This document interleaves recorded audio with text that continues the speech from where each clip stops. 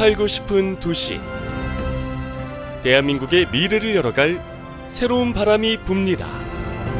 글로벌 협력과 공존의 가치를 실현하며 창조적 해법을 찾는 든든한 동행. 녹색 스마트 리빙랩이 친환경 대한민국의 내일을 약속합니다.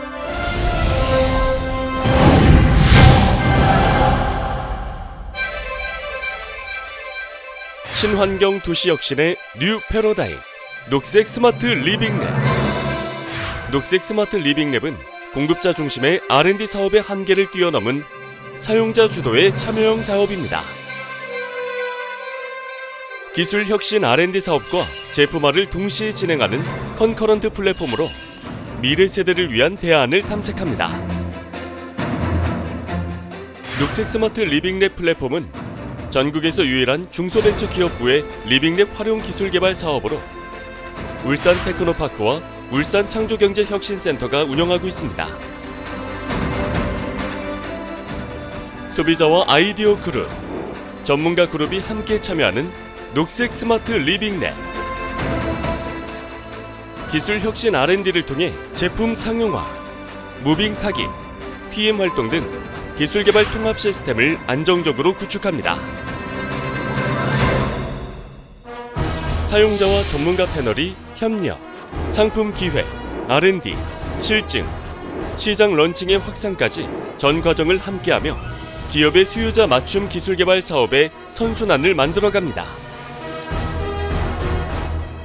녹색 스마트 리빙랩은 그린 생활 바이오, 그린 공정 자원 순환, 그린 에너지, 그린 모빌리티 분야에 집중 R&D 지원을 하고 있습니다.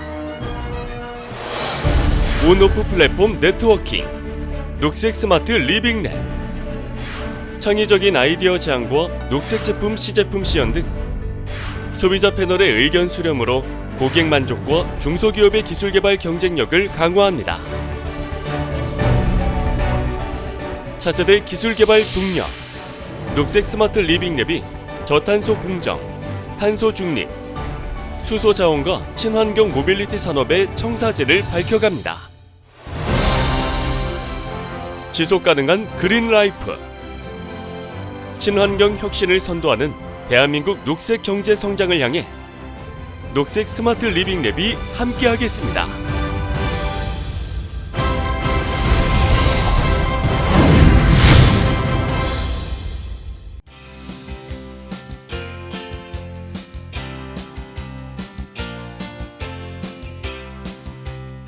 네, 지금부터 중소벤처기업부 2023년도 리빙랩 활용 기술개발 사업 설명회를 시작하도록 하겠습니다. 안녕하십니까? 저는 울산 창조경제센터 리빙랩 사업 총괄 매니저 이은혜입니다. 반갑습니다. 네, 평일이라 굉장히 바쁘실 텐데도 불구하고 이렇게 참석해 주셔서 감사드리고요.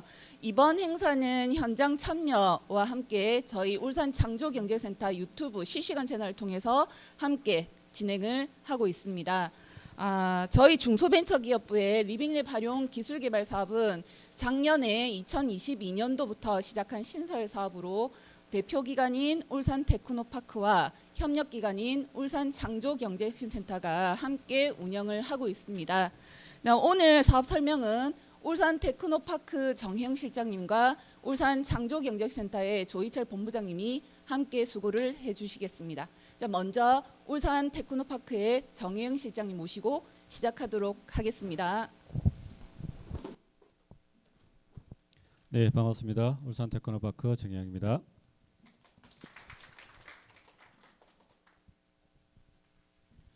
예, 지금부터 리빙랩 활용 기술개발 사업 설명을 시작하도록 하겠습니다.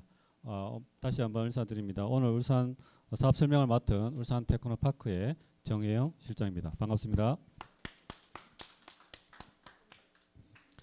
오늘 사업 설명 순서를 잠깐 말씀드리겠습니다. 리빙랩 활용 기술개발 사업에 대한 설명 부분과 지원 조건 및 선정 기준 안내, 그 다음에 사업 추진 절차, 접수 방법 안내 순으로 말씀드리도록 하겠습니다.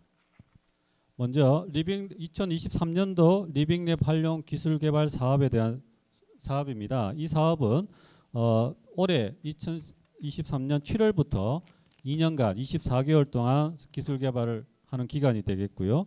지원 규모는 18개 과제 90억 규모입니다. 그러니까 2년에 90억 규모이기 때문에 올해 지원 예산은 18개 과제 23억 정도 되겠습니다. 그래서 왜냐하면 과제가 올해 7월부터 시작이 되기 때문에 하반기 25%의 예산이 올해 반영이 되어 있다라고 보시면 되겠고요.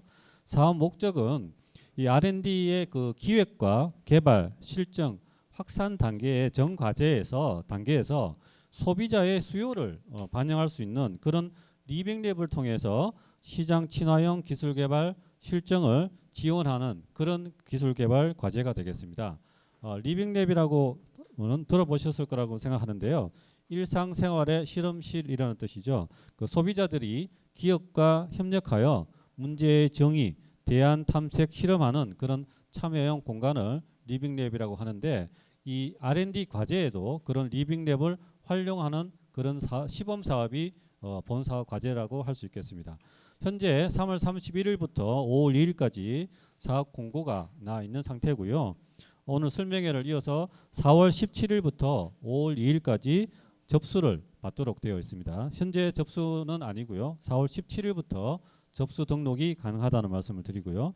본 사업의 추진 체계를 잠깐 말씀드리면 중소벤처기업부에서 리빙랩을 활용한 기술 개발을 통해서 기술 상용화를 기술 사업화를 높이는 그런 시범 과제를 기획을 했고 작년에 이 사업이 이제 진행이 되었다고 할 수 있고요. 중소기업 기술정보진흥원이 전문기관으로서 이 과제를 수행하는 연구개발 과제가 작년에 14개, 올해 이제 18개가 되면 과제가 좀 많죠. 그 과제들을 협약 업무를 전문기관에서 수행을 하고 이 수박된 R&D 과제에 리빙랩 활용을 운영하는 운영기관이 별도로 필요하게 됐습니다. 그래서 작년에 중소벤처기업부에서 리빙랩을 활용할 수 있는 활용을 지원해주는 그런 운영기관을 선정을 했는데 전국에서 저희 울산 테크노파크와 창조경제혁신센터 컨소시엄이 유일하게 운영기관으로 선정이 되어서 본 과제를 수행하고 있다는 말씀을 드리겠습니다.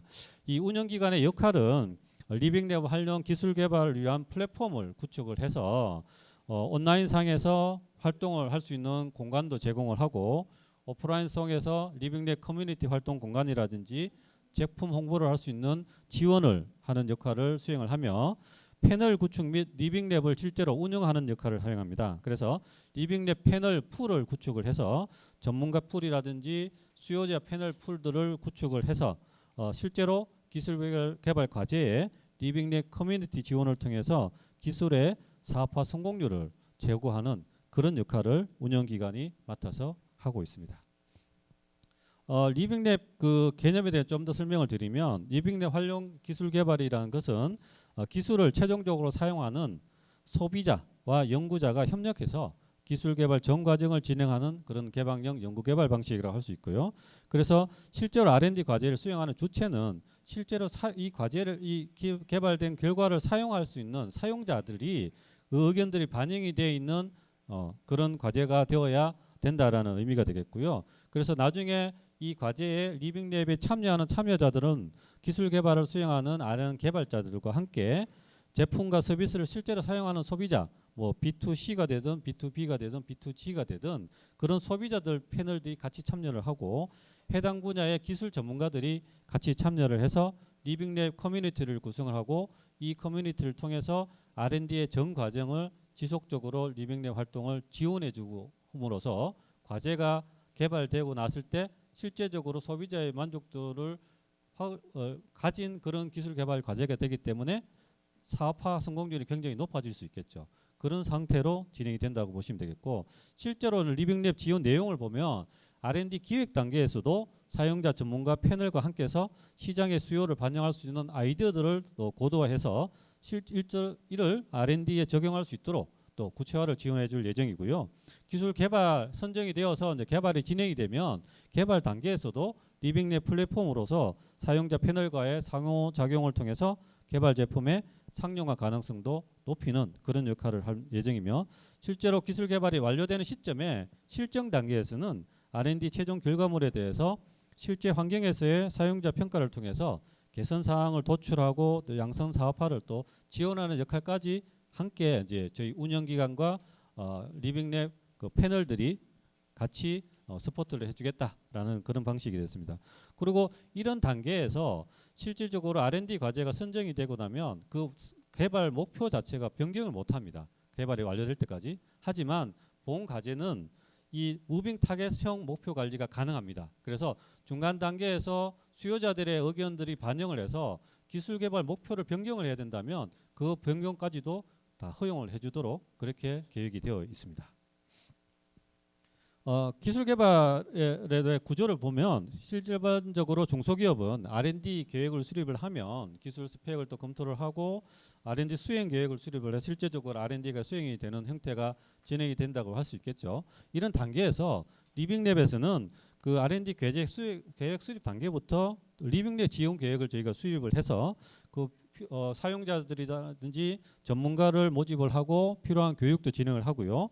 기술 스펙을 검토하는 고도화 단계에서는 아이디어에 대한 쿼리피케이션을 좀 진행을 할 예정이고 실제로 R&D 수행 단계에서는 사용자 실증이라든지 개선 요소를 구체화하는 그런 역할들을 저희가 같이 서포트할 예정입니다. 지원 조건에 대해서 말씀드리겠습니다. 신청 자격은 주관 연구개발기관은 친환경 분야의 기술 개발 역량을 갖춘 중소기업 기본법 제2조의 규정에 의한 중소기업이 대상이 됩니다. 그래서 중소기업 확인서를 나중에 확인을 받아서 요건 검토를 할 거고요. 그리고 단독으로 수행할 수도 있으며 공동 연구개발기관으로서 뭐 중소기업이라든지 대학, 연구기관이 함께 컨소시엄으로서 기술개발도 수행할 수가 있습니다. 실질적으로 기술개발 예산이 과제가 한 5억 정도 됩니다. 그래서 5억 정도의 규모가 벌써 뭐 창업기업이라든지 이런 중소기업들은 단독으로 수행하기 좀 어려움이 있을 수 있거든요. 그럴 경우에는 전문 대학이나 연구기관의 컨소시엄으로도 가능하다는 말씀이고요. 의무 이행 사항을 보시면 나중에 이제 기술료 납부 부분이 있습니다. 그럼 또 기술료 유예 부분도 있으니까 참고를 하시면 되고 오늘 나눠드린 책자에는 그 채용에 대한 의무 이행 조건이 표시가 되어 있는데 요거는 삭제가 됐습니다. 그러니까 오늘 나눠드린 책자를 보고 계신 분들은 의무 이행 기관의 채용 부분은 의무기관 대상이 아니라는 거 참고하시면 되겠습니다. 그리고 지원 분야가 되겠습니다. 아까도 말씀드렸듯이 친환경 분야의 리빙랩 관련 기술 개발이라고 말씀을 드렸고요. 친환경 분야에 대한 부분을 나름대로 그 분야를 정의를 해놨습니다. 그래서 작년까지는 그린 생활 바이오 분야, 그린 공정 자원순환 분야, 그린 에너지 분야, 그린 모빌리티 분야의 4가지 분야의 친환경 과제들을 저희가 지원을 했다고 할 수 있고요. 올해는 2023년도에는 신규로 탄소 중립, 그 순환 경제, 물산업 분야가 지원 분야로 추가가 되었습니다. 그러니까 그렇다면 이제 분야가 7개 분야의 과제의 아이템을 지원한다라고 보시면 되고 어떻게 보면 작년에 4개 분야가 어떻게 보면 좀 더 세분화됐다고 보시면 되겠죠. 그래서 요 7개 분야에 해당되는 과제를 그리고 해당되는 과제면서 좋은 성과를 낼 수 있고 리빙랩 활용 성과가 높은 그런 과제들을 최종 과제로 저희가 선정할 예정이라는 말씀을 드리고 지원 조건의 유형 및 지원 금액에 대해서 말씀드리겠습니다. 현재 올해 18개 과제를 선정할 건데요. 지정 공모 과제로 해서 7개 내외를 할 거고요. 품목 지정 과제로 11개 내외로 선정할 예정입니다. 그래서 지정 공모가 실제로 공모 개수가 좀 줄어들어서 뭐 6개가 된다 하면 아마 품목 지정 과제가 한 12개로 그 약간 조정이 될 수 있다는 말씀을 드리고요.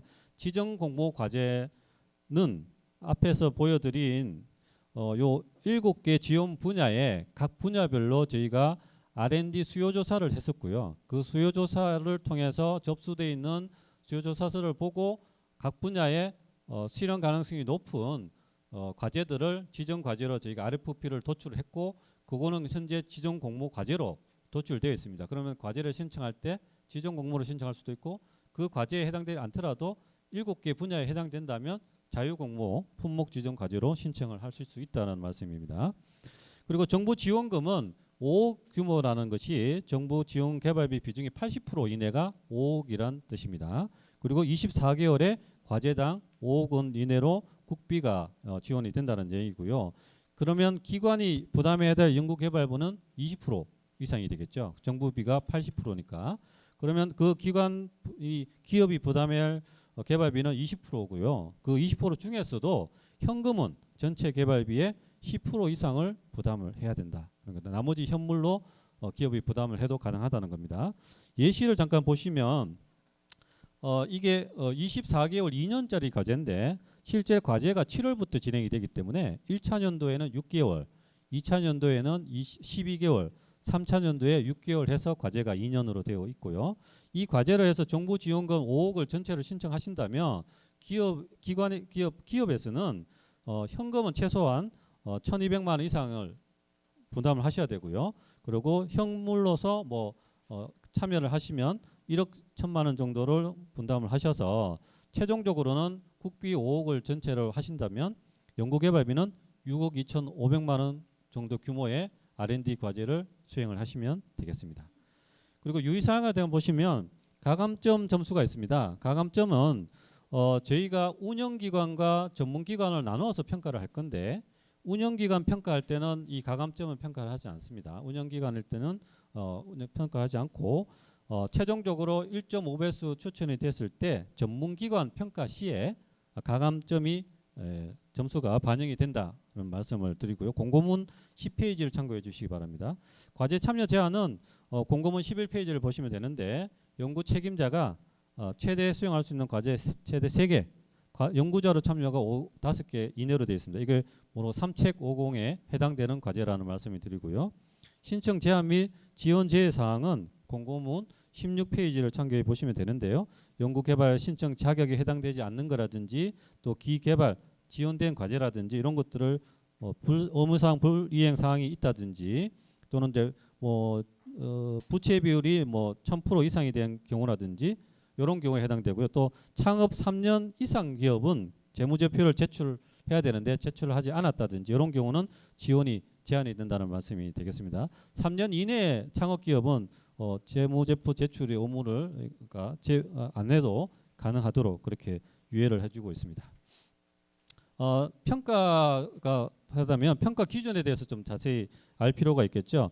그래서 1차 운영기관 평가에서는 리빙랩 사업의 적합성을 제일 우선적으로 평가 기준으로 잡고 있습니다. 그래서 40점이 되겠고요. 친환경 분야에 해당되는지에 대한 분야가 30점. 그 다음에 기술개발 적정성, 사업화 및 성과 확산성을 포함해서 100점 만점으로 기관 운영기관 평가를 진행을 할 거고요.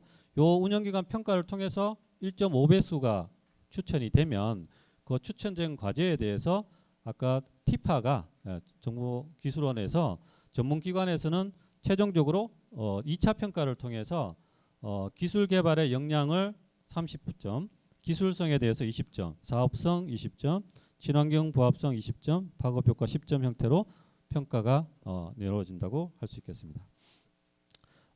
좀 선정 기준에 대해서 좀 더 상세하게 말씀드리면 작년에는 기술 개발에 대한 필요성, 친환경 분야의 부합성을 좀 봤다면 올해 차이가 나는 부분은 리빙랩 사업 적합성을 더 강화해서 사업을 평가를 한다라는 부분. 그래서 리빙랩에 대해서 사용자의 요구 반영 정도가 잘 기술이 되어 있는지 또 리빙랩 등 사용자의 협력을 통한 기술 개발이 가능한지 이런 부분들을 더 배점을 높게 해서 진행을 한다는 말씀을 드리고요.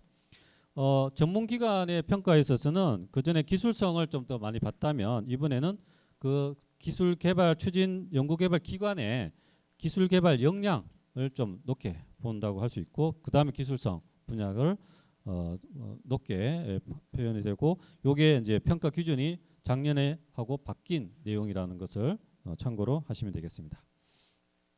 선정 절차 및 평가 절차가 되겠는데요. 선정 절차는 사업 공고를 중소벤처기업부하고 티파 저희 각 운영기관에서 지금 현재 공고가 나 있는 상태고요. 저희 사업 계획서는 운영기관이 접수를 합니다.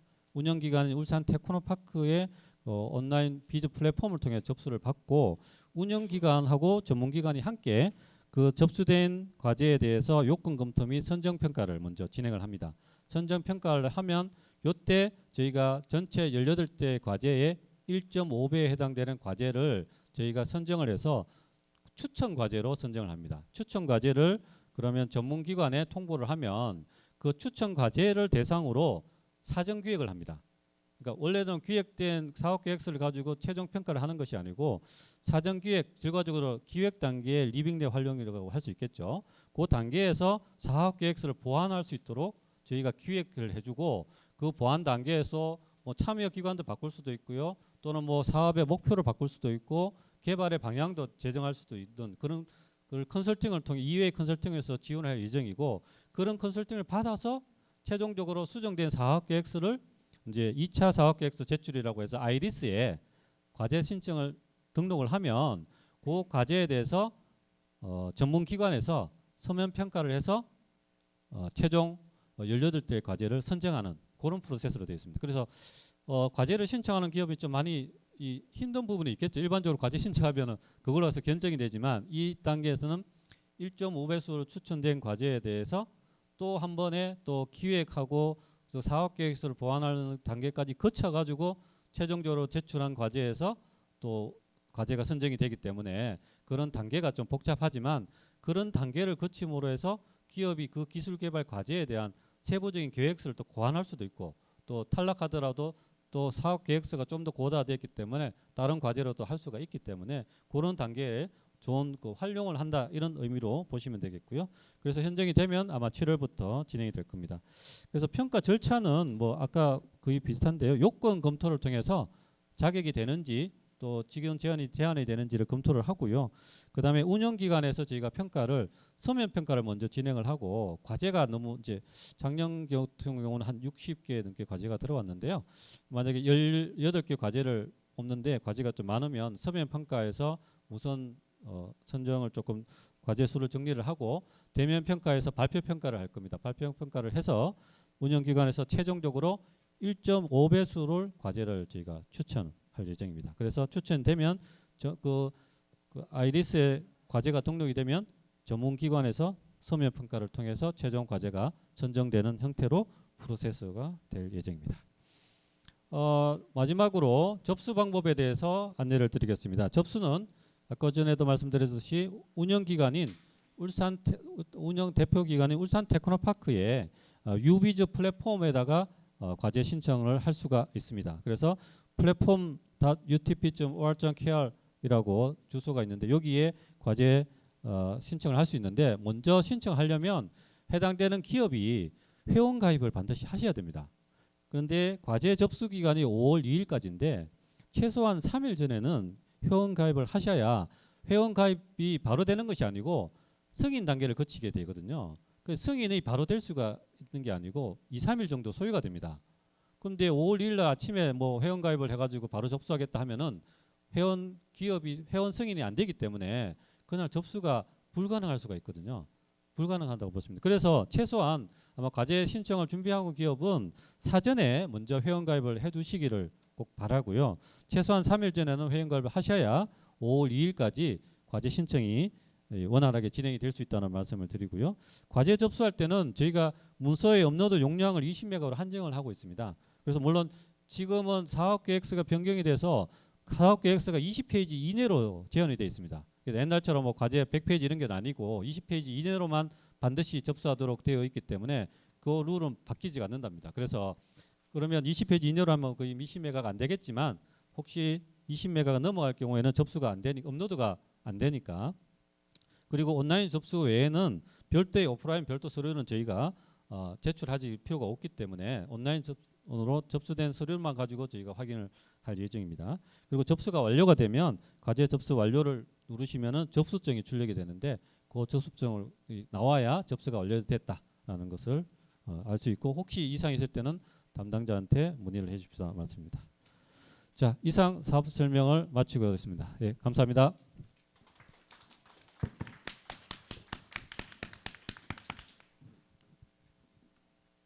울산 창조경제센터의 조희철 본부장이라고 합니다. 반갑습니다. 네. 앞에서 뭐 사업 소개를 잠깐 하셨는데요. 리빙랩 아직도 감이 안 오실 거고 그러면 연구개발 계획서를 뭘 작성해야 되지? 어떻게 작성해야 리빙랩 활용을 잘할 수 있을까? 대한 고민이 좀 될 거라고 생각이 됩니다. 그에 대한 답이 여기 있을 수도 있고요. 해서 프로세스에 대한 이야기를 좀 잠깐 하도록 하겠습니다. 우리 여기 왼쪽에 있지만 왼쪽 상단에 녹색 스마트 리빙랩이 있지 않습니까? 중기부에서 하는 유일한 리빙랩 사업이 있는데요. 그게 녹색 스마트 리빙랩이라고 보면 될 것 같고요. 이 창조센터가 그에 대한 오프라인 플랫폼이고요. 그 온라인상에 들어가면 TPS 운영하는 온라인 플랫폼이 두 개가 있습니다. 이 친환경 분야에 대한 리빙랩 사업이다 보니까 우리가 녹색 시장이라고 표현을 하고 있는데요. 여기에 뒤에 또 단어 이렇게 붙였지 않습니까? 녹색 시장이긴 하지만 시장 친화적인 기술 개발 사업이다. 이렇게 표현을 할 수 있을 것 같습니다. 시장 친화적인 사업이 바로 그 속에 답이 있을 거라고 생각이 들고요. 아래쪽에 키워드가 5개 정도가 있습니다. 컨커런트 플랫폼이다. 그리고 PM이 적극적으로 지원한다. 그리고 소비자 패널 활동을 한다. 그리고 도시 실종하는 검증 프로세스가 포함이 되어 있다. 그리고 무빙 타켓이 가능하다라는 게 바로 리빙랩 이 사업의 특징이 아닐까 생각이 되고요. 이렇게 하다 보면 다른 어떤 연구 개발 R&D 사업하고 많이 다릅니다. 다르다 보니까 우리는 아래쪽에 R&D 혁신 플랫폼이다라고 이렇게 또 표현을 할 수 있을 것 같습니다. 네, 친환경 리빙랩 사업은 기존의 R&D 사업이라고 잠깐 생각을 해보시면 기술 개발이 있고 또 사업화라는 게 별도로 존재합니다. 그죠? 연구 개발은 연구 개발대로 하고 사업은 뭐 나중에 한번 하든지 안 하든지 뭐 이런 개념을 주로 갖고 있었는데요. 이런 개념에서 이제는 같이 하자. 같이 하자. 그래서 아까도 말씀드렸지만 이 같이 하자라고 한다 그러면 소비자 의견을 반영한다고 하면 가장 먼저 소비자가 컨택할 수 있는 뭔가가 있어야 되지 않습니까? 그러면 연구 개발 과제를 갖고 일반 시장에 있는 소비자가 의견을 제시한다는 것은 어렵습니다.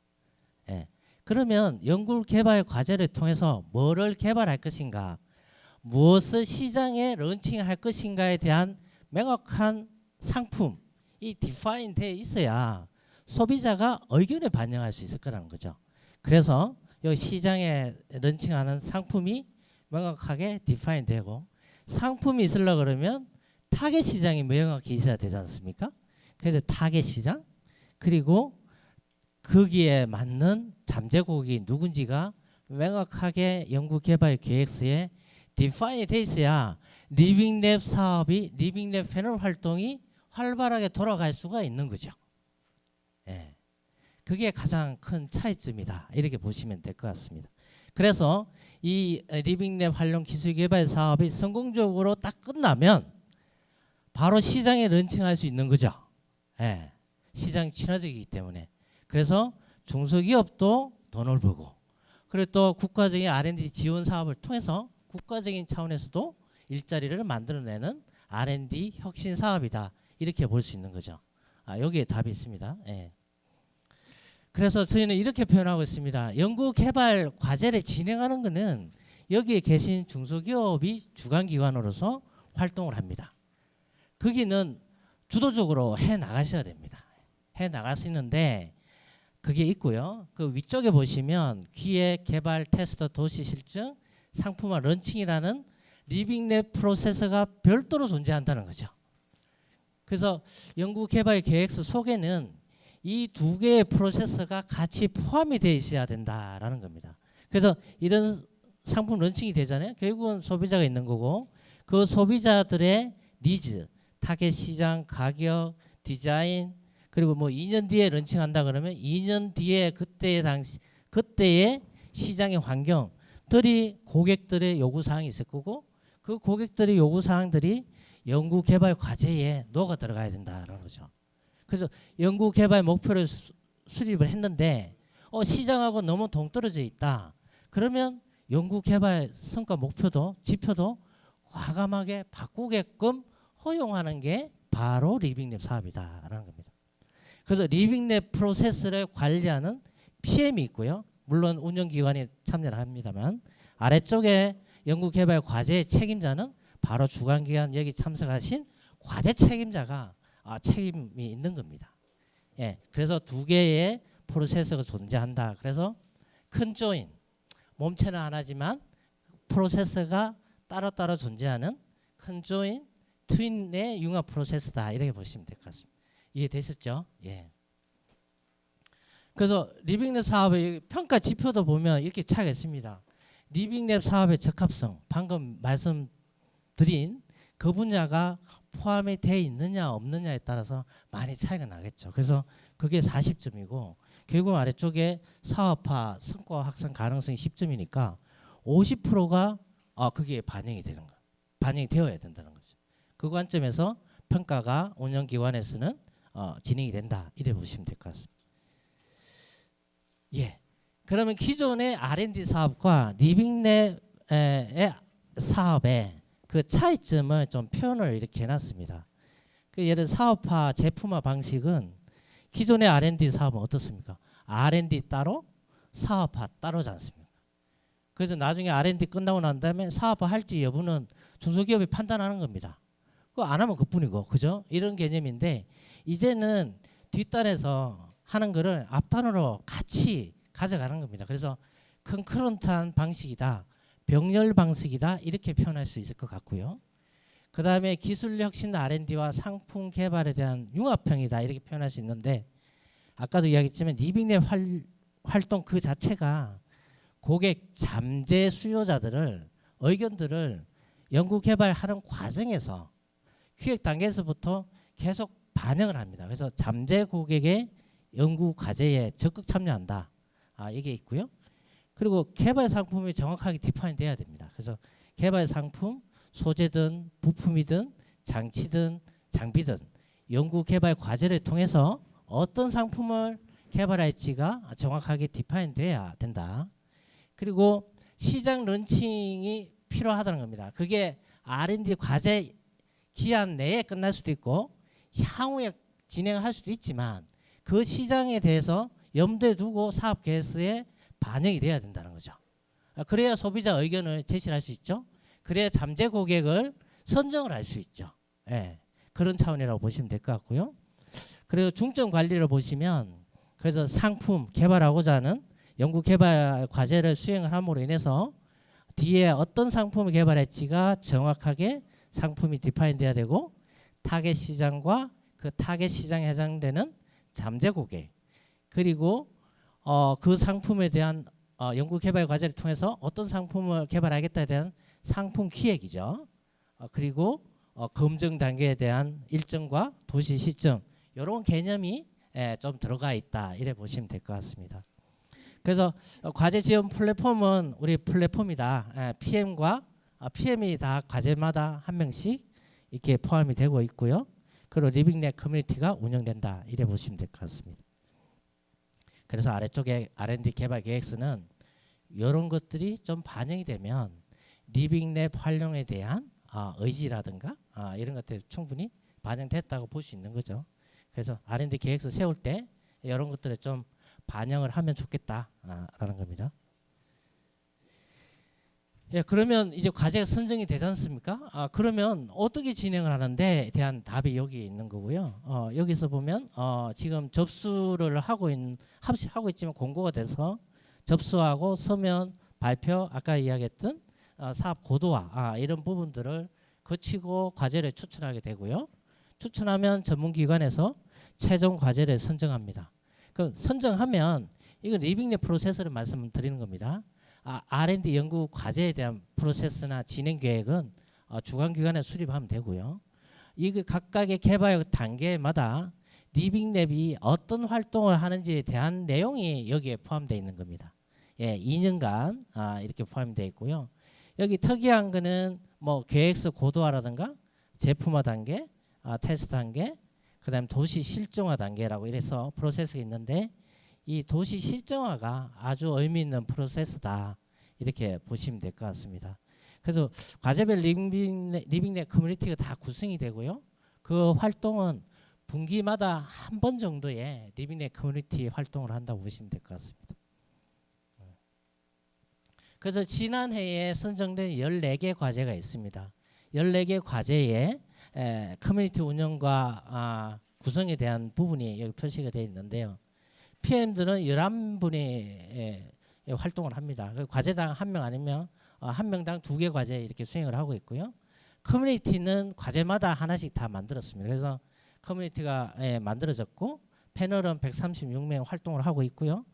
여기에 과제가 선정이 되면 한 개 과제당 1번에서 8번까지 이런 소비자 패널, 구매자, 그다음에 잠재고객, 뭐 R&D 전문가, 그리고 관련되는 전문가들, 뭐 이런 부분들을 다 참여를 시켜서 리빙랩 커뮤니티를 구성을 한다 이래 보시면 될 것 같습니다.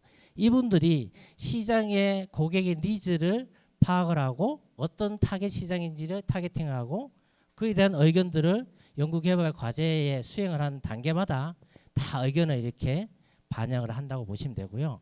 시장과 연구개발 목표가 다르다, 계획 기존에 세웠던 거 다르다 하면 과감하게 시장에 맞게끔 연구개발 목표를 수정할 수 있게끔 해주는 역할도 여기서 이제 할 수 있는 거죠. 예. 어떻게 보면 잘 활용을 하면 연구개발 계획을 제대로 할 수 있게끔 이렇게 되는 프로세스다 이래 보시면 될 것 같습니다. 예, 마지막 장인데요. 도시 실정화라는 단어가 좀 생소한데요. 보통 우리가 연구개발 과제를 수행하다 보면 연구 그 목표를 성공했다 못했다 이런 부분들을 보통은 실험실의 검증 스펙을 뭐 제시를 하거나 아니면 시험 연구소에 스펙을 제시해서 보통은 이제 성공 통과했으니까 스펙을 밑에 했으니까 이거는 뭐 성공이다 여부다 이렇게 판단하는데 그 단계를 넘어선다고 보시면 될 것 같습니다. 실험실의 실증 아니면 뭐 시험소의 실증에 대비되는 말이 도시 실증이라는 말이라고 표현할 수 있을 것 같고요. 소비자한테 검증을 받겠다. 이게 핵심적인 내용이라고 보시면 될 것 같습니다. 실험실 스펙은 별도로 하고 소비자한테 아까 런칭하고자 하는 상품 있지 않습니까? 그 상품을 시장 소비자한테 줘서 실제적으로 상품이 시장에 적합한지 안 한지를 검증하는 프로세스가 도시 실증화다. 이렇게 보시면 될 것 같습니다. 이게 표현에 오해가 좀 있을 수도 있는데요. 도시 실증은 꼭 도시에서 해야 되냐 이게 아니고 아까 실험실에 대비된다. 그냥 대량의 어떤 소비자의 검증을 받는다는 의미에서 도시 실증화라고 이렇게 표현했다고 보시면 될 것 같고요. 기술 개발 과제가 있고 상품 런칭이 있으면 뭔가 스펙이 다를 때 과감하게 무빙 타겟을 할 수 있고 그게 제대로 됐는지 안 됐는지를 판단하는 게 도시 실증화다라는 겁니다. 이 아래쪽에 표현되어 있지만 기술 개발의 결과물에 시장에 적합하냐 안 하냐 적합성에 대한 검증 툴이기도 하고요. 그리고 무빙 타겟을 한번 했는데 그게 제대로 됐는지 안 됐는지에 대한 적정성을 또 보기도 하고요. 그리고 PM이나 소비자 패널 활동을 많이 했는데 우리 중소기업한테 귀찮게는 했는 건 아닌가? 뭐 시장에 적합한지 아닌지 그런 활동들이 적정성도 보는 거고요. 그리고 가장 이 중요한 게 바로 4번이라고 저는 생각하는데 기술 개발 과제를 쭉 하고 상품을 런칭하려고 계획을 다 세웠는데 도시 실증을 해보니까 런칭하면 팔리지 않을 것 같아. 그 가부 판단을 할 수 있는 게 도시 실증화라는 프로세스다라는 겁니다. 여기까지가 제가 설명하는 내용입니다. 혹시 약간은 좀 답이 됐는지는 모르겠습니다만 도움이 됐기를 바라겠습니다. 네, 감사합니다. 네. 자, 이제 질의응답 시간을 가질 텐데요. 지금 현장에 계시는 분들은 질문사항이 있으시면 손을 드시면 저희가 마이크를 가져다 드리겠습니다. 그리고 유튜브로 지금 참여 중이신 분들은 질문사항이 있으시면 댓글에 글을 남겨주시면 저희가 실시간으로 지금 답변을 드리도록 하겠습니다. 자, 질문 있으신 분들 해주시기 바랍니다. 그 PM하고 소비자 패널이 누가 언제쯤 어떤 역할을 하는지 아직 정확하게 이해가 안 되는데 다시 좀 아니면은 적용 분야를 한번 적용해서 설명을 좀 부탁드리겠습니다. 네, 리빙랩 PM은 과제가 선정이 되고 나면 그 과제에 그때 PM을 선정을 하게 돼 있고요.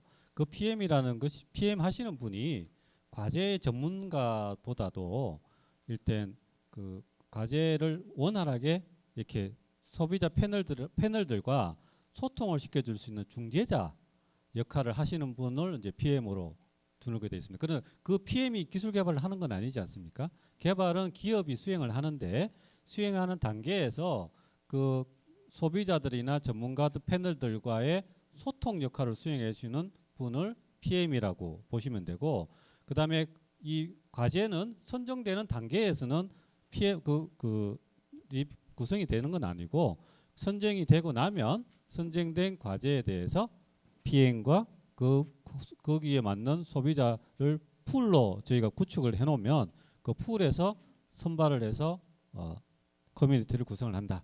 이렇게 보시면 되겠습니다. 그래서 보통은 이제 전문가들도 구성을 하고 일반 소비자들 구성하니까 전문가 분들도 계시고, 그다음에 소비자 분들은 조금 활동을 하시는 분들, 이런 분들이 좀 우선적으로 될 가능성이 있는데, 그렇더라도 뭐 필요에 따라서는 해당되는 과제를 수행하는 기업에서 추천을 해서 그런 분들이 또 참여할 수도 있고요. 다양한 방식으로 해서 저희가 이 과제를 서포트해 줄 수 있는 최적의 뭐 분들로 구성할 그렇게 예정입니다. 그래서 선정된 이후에 활용이 되니까 과제 계획을 쓰실 때 나중에 PM이라든지 리빙랩이 저런 분들 구성이 됐을 때 그런 분들을 어떻게 잘 활용을 해서 과제를 수행할까, 이런 부분들을 계획서에 좀 담아주시면 좋겠다, 이런 생각이 듭니다.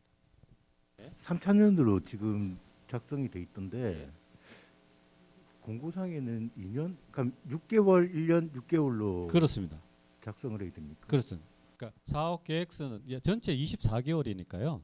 1차년도 6개월, 그다음에 12개월, 그다음에 6개월로 해서 3개년으로 계획을 수립을 하시면 됩니다. 그러니까 24개월이니까, 그런데 사업이 지금 선정되더라도 빨라야 늦어도 뭐 6월 말 7월에 협약이 이제 시작이 되지 않겠습니까? 그러면 1차년도라는 것은 6개월이 되겠죠.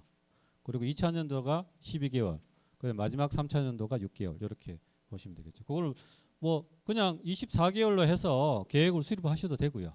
그거는 상관없습니다. 네. 근데 대신에 사업비나 이런 거는 협약 단위는 6개월, 12개월, 6개월로 협약이 되고, 사업비도 티파에서 그 형태로 사업비가 지급이 된다 보시면 되겠습니다. 네, 넥슨스타 정연호 책임이라고 합니다.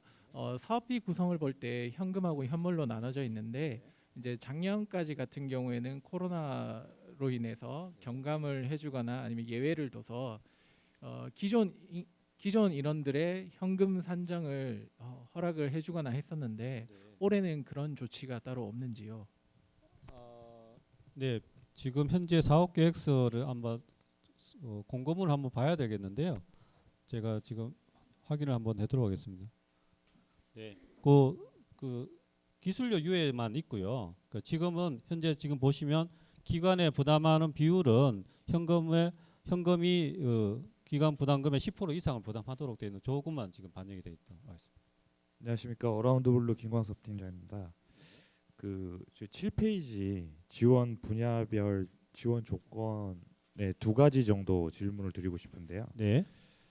하단에 2023년 신규 지원 분야에 탄소 중립 카테고리는 탄소를 중립했다라는 탄소에 대한 어떤 줄였다는 산출 기준이 있는 건지, 어떤 뭐 카본 칼큘레이트 개념이 따로 있는 건지 여쭙고요. 두 번째로는 순환 경제 카테고리에서 폐 자원을 원료로 전환하는 기술인데, 폐 자원이 바이오매스도 포함되는지 그거를 여쭙고 싶습니다. 이제 바이오매스라는 거는 뭐 예를 들어서 이제 자연 부산물, 예를 들어 임업이나 농업 부산물 같은 경우도 포함이 되는지 답변 부탁드리겠습니다. 네, 저희가 탄소 배출의 기준을 정하고 있지는 않습니다. 그러니까 탄소 중립에 해당되는 기술 분야에 해당된다면 그거는 기술 개발 과제를 수행하는 기업이 그 기준을 정하시고 산정을 하시면 되고요. 그 기준을 나중에 평가를 하는 평가위원이나 사전 컨설팅하는 단계에서 판단을 하실 겁니다. 보고 적정하다든지 좀 너무 낮다든지 높다든지 하면은 그거를 뭐 기준을 변경할 수 있도록 허용해 준다는 거고요. 그거 기준이 얼마라 이런 거 기준은 저희가 별도로 이 저희 사업 계획에는 기준을 정하고 있지 않습니다. 저희는 친환경 분야에 대한 분류만을 정하고 그 분류에 대해서 이 과제가 이 분야에 적정한 과제라고 판단이 되면 누구든 과제가 신청이 가능하거든요. 단 이제 그 접수된 과제에서 평가위원들이 평가하시면서 이 기술이 실제로 그 분야에 맞나 안 맞나를 좀 기술 적정성을 보는 거기 때문에 그 기준은 특별히 있지 않다 말씀드리고, 두 번째가 똑같은 겁니다. 폐자원 분야에서도 자원 부사물도 가능합니다. 그러니까 근데 그거를 저희가 여기는 그렇게 표현이 안 돼 있고요. 그거는 과제를 신청하시는 과제 책임자께서 그 과제에 이 기준에 부합되는 과제라는 것을 표현하고 어필을 하시면 된다 이렇게 보시면 되겠습니다. 예, 네. 저 협약 질문. 전에 운영 기관에서 서면 평가, 발표 평가가 진행이 되고 또 전문 기관에서도 서면 평가, 발표 평가가 또 진행되는 건지 그거 하나 하고, 그리고 이게 나중에 R&D를 이제 실증할 때 그 사용자 패널이죠. 네. 사용자 패널의 실증에 대한 내용들을 정량적인 목표로 설정을 해가지고 저희가 잡아야 되는 것이 맞는 건지 그거 좀 한번 확인 부탁드리겠습니다. 네, 일단 평가 부분은 운영기관이 과제 추천 과제를 선정할 1.5배 추천 과제를 선정할 때는 저희가 서면 평가와 발표 평가를 다 진행할 예정입니다. 그러니까 서면 접수된 과제를 전체를 다 발표 평가를 할 수 없기 때문에 작년의 기준을 봤을 때 저희가 저희 생각에는 뭐 1.5배수의 2배 정도 해당되는 3배수 이내로 해서 발표 평가 과제를 저희가 정리를 할 거고요. 그러고서 그 서면 평가에서 발표 평가 대상 기업을 선정이 되면 그 기업을 대상으로 저희가 발표 평가를 진행할 예정으로 있고, 전문기관에서는 서면 평가만 가지고 합니다.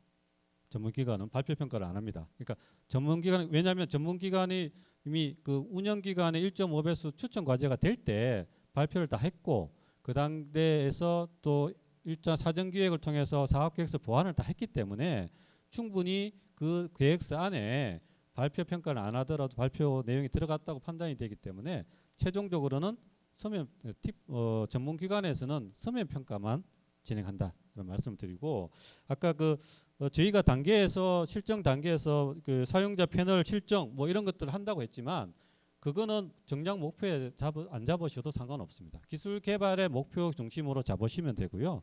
이 리빙랩 활동에 대한 부분은 목표로 쳐도 되지만 그거보다는 기술 개발에 대한 기본 목표 중심으로 하시면 되고, 왜냐하면 운영기관이 그 과제가 진행되는 동안 계속 리빙랩을 돌릴 거기 때문에 그거의 실정의 부분은 어떻게 보면 운영기관의 역할이라고 할 수 있지 않겠습니까? 그렇기 때문에 그런 단계의 기술 개발 단계를 좀 많이 힘들게 할 수도 있겠지만 그런 단계는 저희가 할 역할이기 때문에 그렇게 진행된다고 알고 계시면 되고, 그거를 기술 개발 목표에 잡으실 필요는 없지 않겠나 이렇게 생각됩니다. 네. 사업이 선정되고 나서 그 최종 평가는 3차원도 종료 후에 한 번 받게 되는 건지 아니면 차년도별로 평가를 받게 되는 건지, 그리고 그 중간에 개발 목표도 변경이 가능하다고 하셨는데 그거는 뭐 수시로 가능한 건지 아니면 정해져 있는 건지. 네. 선정 이후에 현재 1차년도 진행되는 과제들도 저희가 알기로는 별도의 중간 단계별 평가는 없고요. 최종 완료된 이후에 최종 평가로서 사업 완료 여부를, 성공 여부를 판단을 하는 평가가 있다고 보시면 되고, 무빙 타겟 부분은 그냥 무빙 타겟은 그냥 신청하면 되는 게 아니고요. 아까 그 리빙랩 커뮤니티를 통해서 분기별로 한 번씩 진행을 하는데 그 분기별로 한 번씩 진행된 그에서 무빙 타겟 할 내용이 있을 경우에는 그 패널들 커뮤니티 의견을 반영을 해서 저희 운영기관이 저희가 전문기관한테 목표 변경 요청이 와서 변경 승인을 합니다라고 통보를 하면 전문기관에서는 사업계획서가 아이리스에 등록이 되어 있잖아요. 아이리스의 목표까지 다 거기 설정이 되어 있거든요. 그거를 변경 승인 허용을 해주는 형태로 되어 있습니다. 그러니까 분기별로 필요하다면 뭐 목표 변경도 가능하다. 지속 실시간으로 되는 건 아니고 분기별로 한 번 정도씩 가능하다 이렇게 보시면 되겠습니다. 아까 그 실증이나 테스트를 해야 되느냐 연구 개발 과정에서 이 부분은 좀 오해가 있을 것 같아가지고 다시 좀 보완을 드립니다. 연구 개발 과정에서 기업에서 테스트 베드라든가 테스트나 실증이 필요하다 그러면 계획서를 수립을 하십시오. 예, 실험실에서 테스트 할 수도 있고 뭐 어떤 특정한 기관에서 할 수도 있고 아니면 기업에서 아니면 뭐 특정한 지역에서 할 수 있는데 그 계획은 그대로 수립하고요. 도시 실정화라는 개념은 그 바탕을 통해서 별도 계획을 수립합니다. 소비자 패널에서 하는 게 아니라 실제적인 구매자, 소비자를 대상으로 하는 거기 때문에 리빙랩을 통해서 진행을 하시면 된다 이렇게 보시면 될 것 같습니다. 네. 네, 더 이상 질문 필요하시면 나중에라도 언제든지 연락을 주시면요 저희가 답변을 하고 직접 답변을 드리고 또 필요하다면 저희 전문기관을 통해서 확인을 하고 또 중개부를 통해서 확인을 하고 답변을 드릴 수 있도록 그렇게 하겠습니다. 네, 이상 설명 마치겠습니다. 감사합니다. 네, 감사합니다. 저희 이 시간이 끝난 이후에도 현장 참여하신 분들은 저희 운영기관에서 남아서 응대를 해드릴 거니까 미처 질문을 못하신 분들은 남아서 마저 질문을 해주시면 되겠습니다. 그리고 유튜브로 참여하시는 분들은 혹시 이게 지금 끝나시고 나면 유선으로 문의를 해주시면 저희가 답변을 드리도록 하겠습니다. 자, 지금 이제 사업 설명회는 끝났고요. 이제 뭐 쉬는 시간 없이 이제 저희가 특강을 준비를 했는데 저희 리빙랩 활용 기술개발 사업 설명회를 작성을 하시면서 좀 팁을 드릴까 하고 작성 팁에 대한 특강을 준비를 했습니다. 저희 이번에 그 강의를 해주실 분은 저희 아까 설명을 드렸지만 저희는 과제 선정 전과 후로 나누시면 될 것 같아요. 저희가 지금 사업 설명회를 통해서 선정 이후의 프로세서까지 이렇게 설명을 좀 미리 드리다 보니 좀 혼선이 좀 오신 분들도 계실 것 같은데 R&D 사업을 하시면서 좀 외롭고 두렵고 이러신 분들은 선정되신 이후에 R&D 사업을 진행을 하시면서 결코 두렵고 외롭지 않을 거라는 확답은 드릴 수 있을 것 같고요. 저희 PM과 패널 이런 시스템으로 운영을 하는 사업인데 PM으로 지금 활동을 하고 계시기도 하고 저희 이 사업의 전문 기관인 기정원의 전문위원님이기도 하고 그리고 한국 엑셀러레이팅 협회의 부산 지회장님이기도 하신 주식회사 메라클 이동규 강사님 모시고 작성 팁에 대한 강의를 좀 진행을 하도록 하겠습니다. 예, 강사님.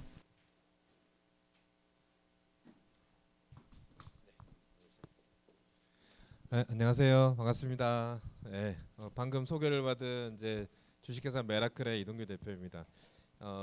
작년부터 이제 리빙랩 사업에 이제 그 선정평가위원, 그다음에 PM, 또 기정원에서의 평가위원으로 지금 활동을 하면서 여러분들이 지금 이 사업계획서에 대한 작성이 기존의 사업계획서 포맷은 똑같은데 뭔가 리빙랩이라는 단어가 들어가서 거기에 맞춤화된 어떤 사업계획서에 좀 맞는 어떤 형식의 내용들을 좀 넣어야 되다는 이런 생각들을 좀 하고 계실 텐데요. 이제 그런 내용들 궁금한 것들에 대해서 제가 R&D에 대한 사업계획서, 리빙랩에 대한 사업계획서를 내용을 위주로 해서 설명을 좀 드리도록 하겠습니다. 시간은 다른 질문도 있으실 것 같아서 한 25분 정도 내외로 마치도록 하겠습니다. 우린 보통 이제 R&D라고 하면 기초연구, 응용연구, 개발연구라고 하는데요. 이제 일반적으로 기초연구들은 주로 대학기관을 위주로 출연연의 일부, 그리고 이제 응용연구는 이제 출연연이나 아니면 이제 우리 뭐 좀 대기업들, 중견기업 이상의 기업들의 연구소에서 많이 활용을 하고 있고요. 그리고 일반적으로 거의 대부분의 개발들은 이제 실증 연구 쪽에, 응용 연구 쪽에, 개발 연구 쪽에 가깝다고 보시면 될 것 같습니다. 그래서 이 개발이라는 건 뭐냐? 실제 소비자들한테 건네지기 전에 프로덕트를 뭔가 시장에서의 어떤 기능이나 성능 그리고 여러 가지 가격적인 부분들을 좀 진보를 시켜서 소비자가 좀 더 편하고 쉽고 또 부담 없이 쓸 수 있는 어떤 제품을 개발하는 과정이라고 보시면 되는데 그걸 하는 과정에서 사실은 이제 연구개발에서 많은 어려움들을 갖고 계시거든요. 실제로 상기평이나 애기평 조사를 보면 기술 개발을 실행을 해서 기술 개발의 성과는 약 80% 90% 정도로 우수한데도 불구하고 사업 성과, 실제로 이게 사업화가 돼서 기업의 매출 실적으로 올라오는 수준은 30에서 40%밖에 안 되거든요. 그 이유가 이제 사업화적인 성과, 사업화라는 모델링을 먼저 생각을 안 하고 기술적인 성과를 주로 이제 생각을 하거나 또는 이제 R&D 중심으로 이제 설명을 하기 때문에 아무래도 기술 개발의 어떤 결과물의 활용도가 조금은 떨어지는 부분이 없지 않아 있었습니다. 그래서 실제로도 이제 사업화에 대한 이런 이론적인 내용들을 보면 내가 좋은 아이디어가 있어도 구현하는 과정에서 첫 번째 이제 어려움인데 보통 이제 이걸 이제 R&D라고 생각을 하시는 거죠. 그래서 기술적인 인핸스먼트 그리고 이제 어떤 인력들, 연구 인력들에 대한 부분 그리고 자금적인 부분에 대해서 활용을 해서 기술 개발을 하는데 여기서 이제 이런 것들이 좀 부족하다 보니까 기술 개발 결과물을 얻는데 좀 실패하는 경우가 생깁니다. 두 번째는 이제 그런 결과물들을 잘 만들었어요. 그래서 만들었다는 얘기는 주로 대부분은 사업화를 모델링 하실 거거든요. 그래서 시장에 내놓을 건데 시장에는 이제 고객만 있는 건 아니고 여러 경쟁사들이 있을 거고 또 시장은 고객들은 고객 니즈가 내가 개발한 전과 개발한 이유가 시장은 변할 거거든요. 너무 많이 이제 급변하고 있는 시장입니다. 그래서 그런 시장의 고객들의 니즈에 맞춤화된 어떤 제품과 서비스가 이전 단에서 잘 개발돼서 사업화가 돼야 성과가 이루어지는데 실제로는 그런 시장이 아니라 조금 괴리를 두고 개발 단계와 사업화 단계를 아까 앞에서 우리 본부장님께 설명한 내용이에요.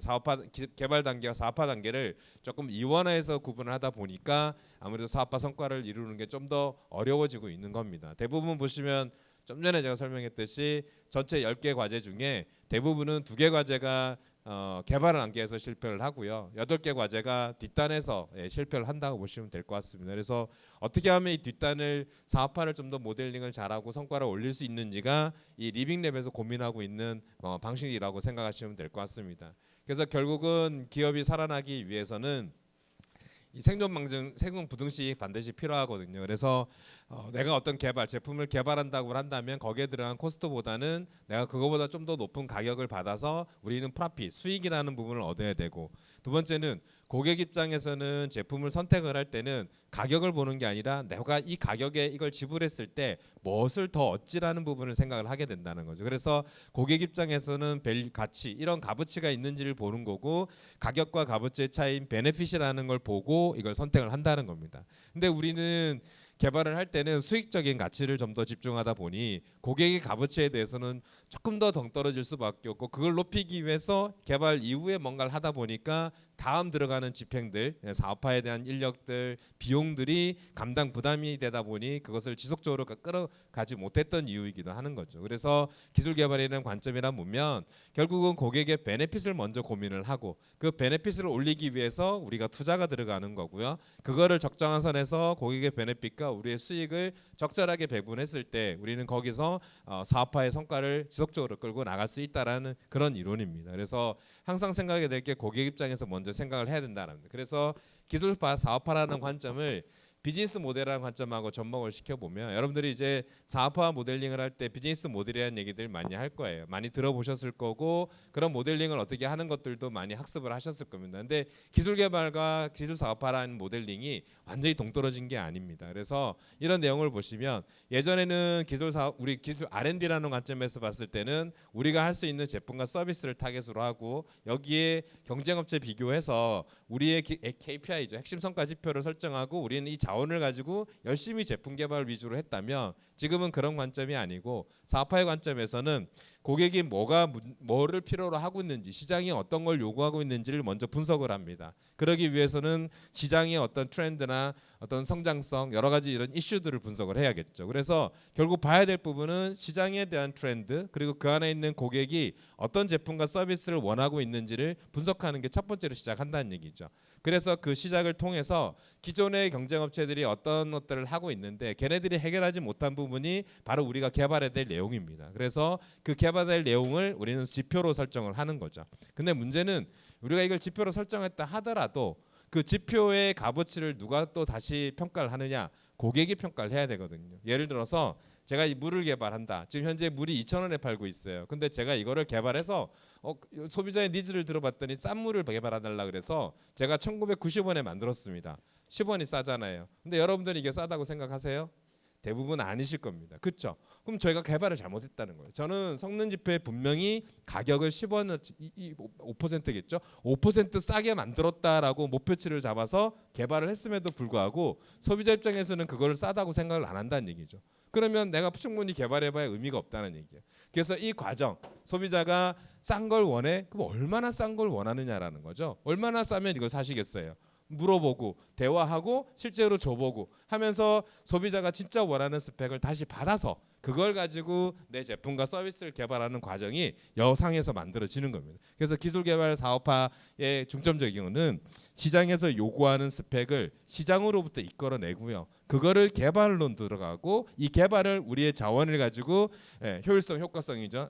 적은 비용과 효과성을 높여서 개발하는 과정. 그리고 이 개발하는 과정이 끝나는 게 아니라 그 개발 과정에서 시장은 또 변하고 있을 거거든요. 그렇죠? 시장은 계속 변할 거예요. 이전에는 물이 엄청나게 흔할 때는 야 2,000원, 1,500원에도 싸지 않았는데 지금 물이 되게 귀해졌어요. 이거 사기가 쉽지 않아요. 그러면 1,800원만 해도 소비자들은 이거 싼 거다라고 생각을 할 수 있다는 얘기예요. 그러니까 시장은 늘 변하기 때문에 그런 시장에 대한 변화를 끊임없이 이렇게 어떤 데이터를 게더링을 해야겠죠. 그런 게더링을 하면서 성능 지표를 수시로 보완하고 수정하고 시장을 계속 타진하면서 제품과 서비스를 수정해 가면서 최적의 제품과 서비스를 만들어서 시장에 내놨을 때 결국 우리가 원하는 지표를 얻을 수 있다. 결국은 기업이 원하는 경제적 성과를 얻을 수 있다라는 것이 기술 사업화의 모델링이라고 보시면 될 것 같습니다. 그래서 리빙랩 과제도 예전의 기술 개발 과제 우리 뭐 할 줄 아니까 요거 남들하고 차별화돼서 여기에 딱 맞는 이 정도의 기술 개발 우리 하겠어. 그래서 우리 이런 거 할 테니 정부 지원 사업에 신청해서 이런 거 하겠습니다. 기술의 우수성 좋아요. 이거 하세요라고 했지만 리빙랩은 그게 아니라 진짜 그게 시장에서 필요한 기술 수준이야? 그게 맞아? 라는 게 먼저 타진. 시장에서 소비자들을 분석했더니 소비자들이 이런 요구사항이 있었습니다. 그 요구사항이 이 스펙이고 이 스펙이 우리가 기술 개발을 할 수 있는 역량을 가지고 개발하겠습니다. 이게 첫 번째. 두 번째는 이제 그게 진짜 맞는지를 봐야 될 거잖아요. 그렇죠? 그래서 우리는 이 제품을 가지고 소비자한테 이 소비자를 대상으로 해서 이런 과정을 거쳤더니 실제 이 제품이 맞는지 안 맞는지를 이렇게 타진해서 앞으로 이거를 확산해서 얘를 더 키워 나가겠습니다. 이게 두 번째 과정이에요. 그게 리빙랩의 기술 개발 과정이라고 보시면 될 것 같습니다. 그렇게 이해하시면 될 것 같아요. 이거는 앞에서 설명을 좀 해주셨어요, 그렇죠? 기술 개발 과제에서 평가 기준이 운영 기관에서 보는 과정, 전문 기관에서 보는 과정을 좀 이원화해서 보고 있습니다. 여기서 저희들이 평가를 할 때 되게 중요하게 생각하는 게 바로 리빙랩이라거든요. 리빙랩 사업 적합성이라는 거죠, 그렇죠? 그래서 전문 기관에서는 이런 것들이 다 적합해라고 한다면 진짜 이게 좋은 기술이고 우수해, 앞으로 이게 성과 확산이 가능해라는 부분으로 볼 거라는 거죠. 그래서 앞단에서 우리가 볼 수 있는 첫 번째 단은 왜냐하면 여기서 선정이 되시면 다음 단에 여기 기술개발 여기에 다시 아이리스에 올리실 때는 여기서 이제 멘토링이 들어가거든요, 여러분들한테. 그래서 기술성을 어떻게 좀 보강했으면 좋겠습니다, 사업성을 또 어떻게 보강했으면 좋겠습니다가 들어가니까 우선 첫 번째 단계에서 여러분들이 선정되는 과정이 제일 중요하실 거예요. 그래서 첫 번째 단계 제일 큰 점수가 이 배점이기 때문에 친환경성, 물론 친환경성이라는 부분을 잘 어필을 하시고요. 그 다음에 여기 보시면 사용자와의 협력을 통한 기술 개발 과정이에요. 무슨 얘기냐? 처음에 패널들이 어떤 의견들을 어떻게 반영을, 왜 여기에 이 제품과 개발을 하기 위한 필요성이 어떻게 도출이 됐으며 향후에 이 과정에서 이런 부분들이 어떻게 참여를 해서 향후에 이 제품이 개발됐을 때 실증을 할 것인지 된 과정을 구체적으로 쓰셔야 됩니다. 근데 대부분 이제 이런 거 쓰세요 하면은 실증 과정에서 우리는 공공기관에 협력을 해서 공공기관에 납품을 해서 2개월 동안 실증을 하겠습니다. 되게 두리뭉실하시잖아요, 그렇죠? 이렇게 쓰시면 안 되고 되게 구체적으로 타임테이블을 맞춰서 어느 기간 동안 어떤 상태를 대상으로 해서 어느 기간 동안 어떻게 해서 무슨 데이터를 받아서 또 이거를 어떻게 우리 제품과 서비스의 기술 개발 또는 사업화에 반영을 할지에 대한 계획서를 쓰시라는 겁니다. 이게 되게 구체적이어야 된다는 거. 그 부분을 좀 중점적으로 보시면서 잘 써주시면 좋을 것 같고요. 친환경 부합성은 OX의 문제가 아니에요.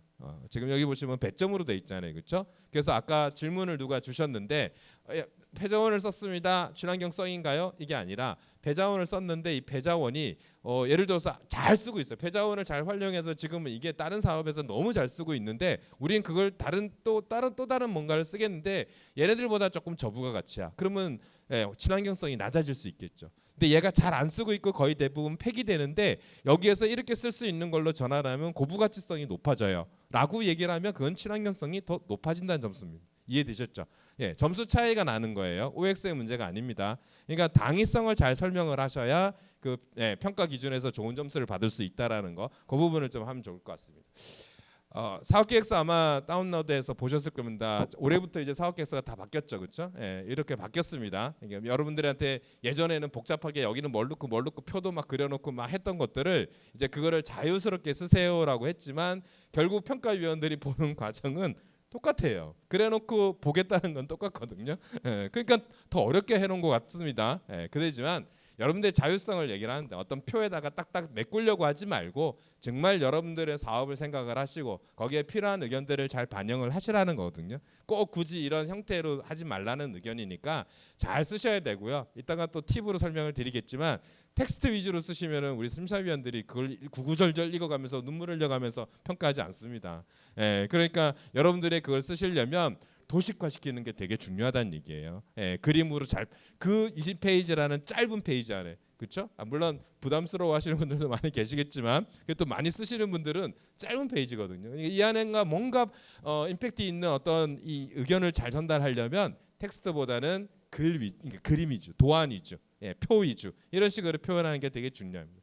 자, 전체적으로 보면 8개의 테마로 이루어져 있고요. 제일 중요한 거는 7개로 보시면 될 것 같습니다. 그래서 1번은 이제 개발 배경 및 문제 해결 방안이나 목표 설정으로 이렇게 돼 있고요. 2번이 좀 중요합니다. 그래서 여기서 주요 기술 개발에 대한 위에서부터 끌고 잘 내려와야 돼요.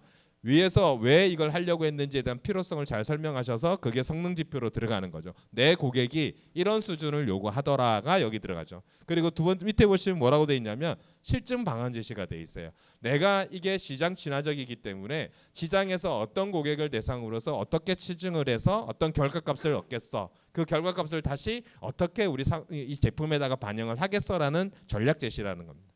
네, 그래서 2번이 되게 중요한 포인트고요. 3번은 이제 여러분들이 개발을 했어요. 이게 처음 개발하는 거야라고 한다면 기술 구현 가능성이 낮아질 수 있잖아요, 그렇죠? 하지만 나는 이거와 관련해서 선행 기술 개발을 어떤 걸 해왔어. 그걸 가지고 사업화도 해봤어. 이걸 성과를 이렇게도 냈어. 그리고 지금 이걸 가지고 특허나 어떤 사업 기술적인 수준으로 인해스먼트를 해왔어라는 얘기를 선행 연구 개발에서 하는 거고요. 그걸 통해서 이번 과제에 어떤 식으로 적용해서 활용하겠어라는 부분을 설명하는 겁니다. 내부는 이제 연구 역량이에요. 그렇죠? 여러분들의 연구 역량 그리고 뭐 만약에 이제 참여한다면 우리가 주관이 대부분 낼 테니까 참여 기간 또는 위탁기 연구 기관의 연구 역량들을 같이 참여를 하시는 게 좋습니다. 그래서 이것도 아이리스에 적용할 때는 연구원들 등록이 다 돼 있으니까 미리미리 알아서 미리미리 접속을 하셔서 잘 하셔야 되는 부분이고요. 연구 일정, 기술 개발 일정은 이전에는 최종 결과물까지를 이제 우리는 연구 일정이라고 보지만 여기서의 기술 개발 일정에는 실증화 단계가 다 포함이 됩니다. 앞에서 설명을 드렸었을 거예요. 전체 프로세스의 타임테이블이 있잖아요. 그 타임테이블에 준해서 연구개발 일정을 설정을 잘 해주시면 될 것 같습니다. 연구비 사용 계획은 여기 보시면 국가연구개발사업 연구개발비 사용 기준이라는 게 명확하게 돼 있으세요. 그래서 리빙랩이라고 따로 기준이 있는 건 아니죠, 그렇죠? 네, 여기 표준화가 돼 있고요. 버전이 다 있어. 몇 년도 이렇게 돼 있으니까 요걸 검색을 하시면 인터넷에서 그 내용이 나옵니다. 그래서 그 내용을 기준으로 해서 우리 사업비를 책정을 하시면 되고요. 7번째 또 되게 중요한 부분입니다. 그래서 내가 사업화 목표라는 거는 결국 얘는 이 리빙랩의 결과물은 기술 개발의 성과를 잘했어를 평가하는 게 아니라 사업화를 어떻게 잘 꾸려 나가겠어를 더 평가를 잘한다는 얘기입니다. 더 중요하게 생각한다. 그래서 사업화 목표에서 실제 어떻게 구현을 할 것인지, 매출을 어떻게 성장시킬 것인지, 이 제품을 어떻게 라인업을 시키고 무빙 타겟을 어떻게 움직여가면서 확산시킬 건지에 대한 내용들을 7번에서 잘 설명을 해주셔야 되는 내용들입니다. 그래서 이런 관점에서 사업계획서를 쓰시는 거고 각각에 보시면 페이지 수가 정해져 있어요. 1번은 몇 페이지 이내, 2번은 몇 페이지 이내. 총 보시면 대략 한 18페이지에서 20페이지 이내 정도로 구성이 되어 있으니까 적절한 과정에서 쓰시고요. 텍스트를 다 쓰시는 거는 너무 어렵고 도안과 그림과 그리고 표 위주로 해서 작성을 좀 해주시면 좋을 것 같습니다. 물론 이제 그것만 또 이렇게 되시면 설명이 잘 안 되실 수 있으니까 같이 잘 병합해서 해주시면 될 것 같아요. 좀 전에 그 기술 사업화라는 관점을 보셨죠? 기술 사업화라는 그림과 리빙랩이라는 것을 보시면 똑같아요, 그림이. 맞죠? 예, 똑같이 그려져 있습니다. 그 안을 다시 매칭을 시켜보면 이래요. 자, 시장 현황 이게 리빙랩에 들어가 있는 사업 계획서에 여기 요 골드색으로 돼 있는 게 리빙랩에 있는 사업 계획서에 포함된 내용이에요. 그러니까 연구개발의 필요성의 시장 리빙랩의 시장 적합성을 네가 잘 설명하고 있어? 이 개발 사업이 잘 하고 있어? 예. 두 번째는 경쟁업체 대비 우리가 친환경성이나 기술성이나 독창성이 잘 설명돼 있어? 기술성과 친환경성.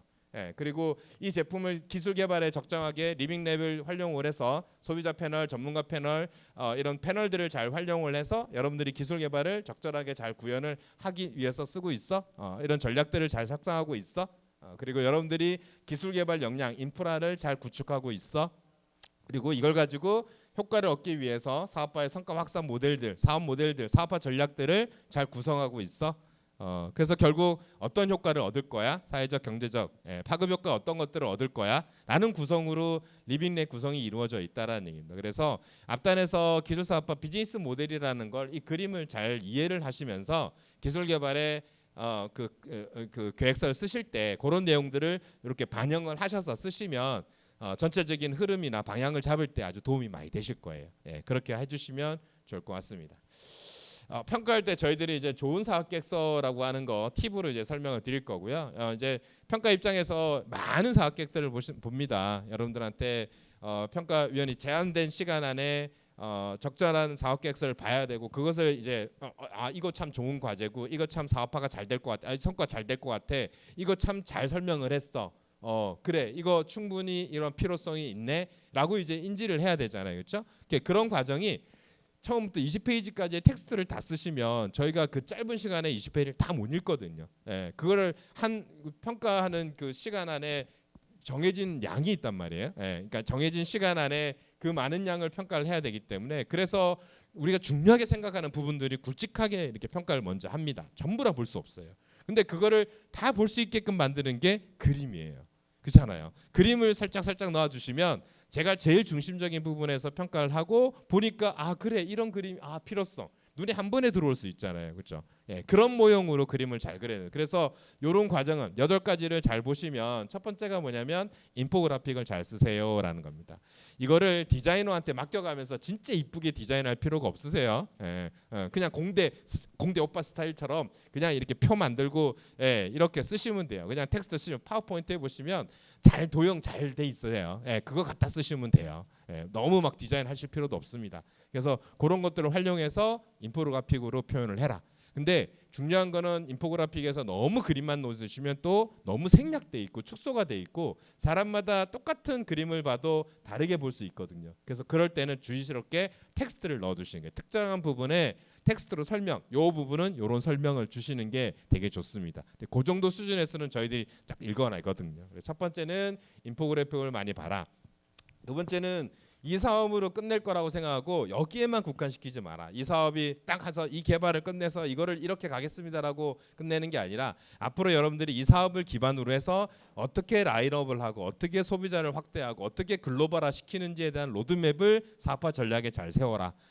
결국 우리가 이걸 보면서 이게 이거 지금 이 당장은 돈 될 것 같지만 앞으로 1, 2년 뒤에 돈 될 것 같아? 안 될 것 같은데?라고 생각하면 평가에서 좀 낮아질 수 있거든요. 근데 이거 괜찮다. 개발해두면 한 4, 5년은 진짜 이거 성공할 것 같은데? 이렇게 확산할 수 있잖아라고 제시하는 부분이에요. 그러니까 사업화 전략을 세울 때 이렇게 로드맵을 정해서 사업이 확장할 수 있다라는 모델을 세워주시는 게 좋습니다.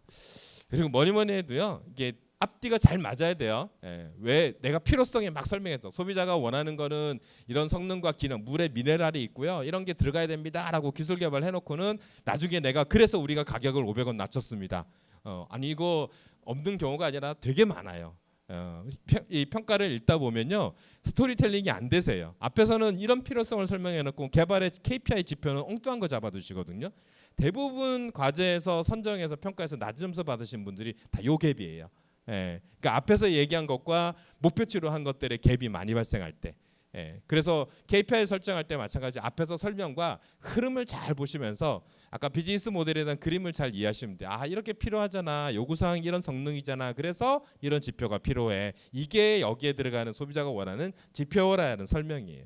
그래서 이걸 가지고 우리는 만들어서 구현 과정, 이런 구현 과정을 통해서 이렇게 해서 돈을 벌어 갈 거야, 이렇게 확산해 갈 거야라는 스토리텔링 과정으로 설명을 해주셔야 돼요. 그러니까 우리가 사학객서를 읽을 때 처음부터 그래 읽는 게 아니라 중간에 쿵쿵 들어서 이렇게 뭉치를 읽어서 이해를 빨리 하거든요. 예, 그럴 때 스토리가 안 맞으면 내가 헷갈리기 시작하면 이 사업은 구성 자체가 잘못됐다는 거죠. 예, 근데 심사위원이 딱 해서 KPI를 보니까 아 그래 이런 걸 만들겠구나 보니까 그렇지 당연히 이런 얘기가 여기에 적용이 되네. 이거 가지고 뭘 가지고 어떻게 할 거야? 돈 어떻게 벌 거야? 아 맞아 이렇게 사업화 전략을 했구나. 이것을 타겟으로 했구나. 이 사람들한테 이 제품을 넘기면 돈을 벌겠구나. 이미 이런 것들을 라인을 깔아놨구나. 잘 되겠는 걸? 라는 얘기가 돼야 된다니. 그래서 스토리텔링 위주로 사업계획서를 작성을 해달라라는 부분이고요. 그다음에 연구개발의 이제 평가에 이제 들어가 있습니다. 연구에 여러분들이 할 수 있는 인력을 충분히 보유하고 있는지, 선행 연구는 충분히 했는지, 연구 인프라에 대한 부분이에요. 그래서 그런 인프라 부분인데 꼭 내부 인프라만을 원하지는 않습니다. 아까 이제 주관도 할 수 있고 참여 기관도 있고 위탁 기관도 있잖아요. 그래서 주관 기관이 인프라가 약하면 당연히 컨소시엄이나 여러 기관들을 합쳐서 인프라를 확장을 시키시면 돼요. 그걸 총추로서 다 봅니다. 그래서 그런 인프라에 대한 부분들을 합쳐서 만들어 달라. 꼭 내가 우리가 인프라가 약한데 어떡하지? 예, 이렇게 고민 안 하셔도 된다는 얘기예요. 그래서 그렇게 만들어서 보시면 되고 6번은 리빙랩에서 특별하게 보는 과정이에요. 그러니까 여러분들이 향후에 들어오셔서 패널을 구성하기도 하지만 이미 이 사업의 필요성을 설명을 할 때 전문가와 어떤 기술 전문가들이 있고 어떤 분야의 소비자 패널들이 있는 어떤 소비자가 우리 목표 시장인지 이미 구성이 돼 있을 겁니다. 그럼 그 내용들을 우리의 여기 인프라 구성에다가 실증화 단계의 이 내용을 좀 구성해 주시면 도움이 되실 거예요. 자, 평가위원들이 볼 때 처음부터 쭉 읽어가지 않는다.